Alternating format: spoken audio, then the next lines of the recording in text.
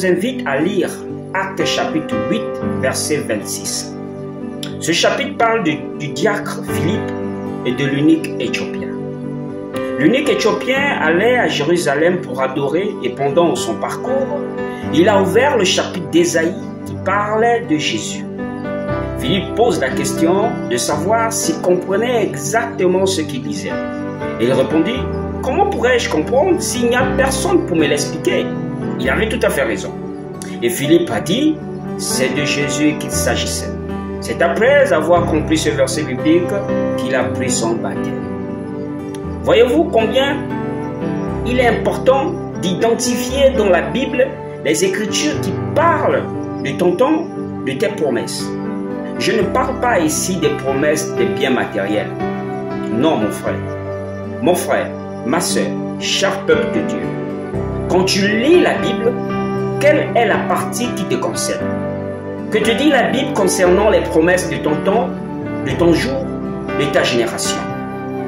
Sais-tu que la Bible est conjuguée au passé, au présent, au futur?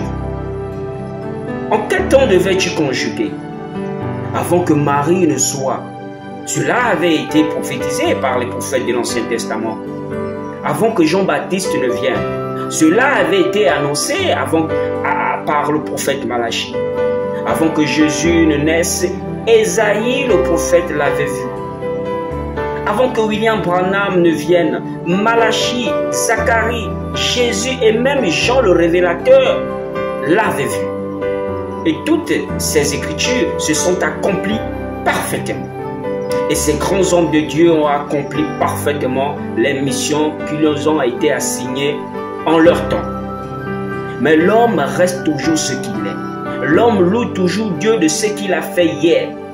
Il se réjouit à la pensée de ce qu'il fera demain. Mais il ne tient jamais compte de ce que Dieu fait maintenant. Quels sont les versets bibliques qui parlent de ton temps actuel? Ne fais-tu pas partie aussi des promesses de la Bible? Dieu nous a-t-il pas aussi promis quelqu'un qui doit venir après que l'autre soit parti? Nous allons interroger les Écritures.